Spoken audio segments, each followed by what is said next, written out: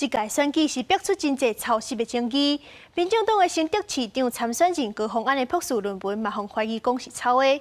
高虹安昨就开记者会驳回讲，不过伊伫咧记者会顶面讲的话，煞互人认为讲有看轻中华大学夜间部学历的意思，引起中华大学不满。高虹安今日是随回失礼。 针对民众党高虹安20开记者会，却出现看轻中华大学夜间部的言论，国民党甲民进党市长参选人表示，台湾的社会每一个人拢应该受到尊重，用读到一间学校来相比拼，实在不适当。他可以批评或质疑个人，但用就读学校还有夜间部来类比，就非常不恰当。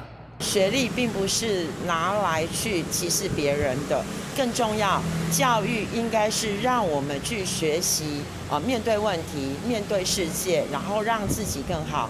高虹安伫透早透过网络表示，家己的言论造成大家无爽快，要向中华大学道歉。我用词不精确，让中华大学的老师以及同学们有不舒服的感受，我要再次诚恳地来向大家道歉。 我也会很虚心的检讨改进，谢谢大家的建议，对不起。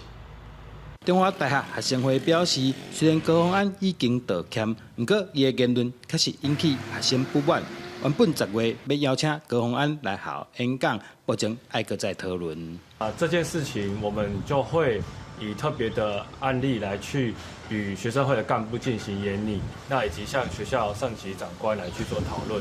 随投票日愈来愈接近，高虹安这届誓言风波对目前新竹市长选举三卡都的局势会产生什么影响？各阵营拢搁咧观察。记者杜君豪新竹报道。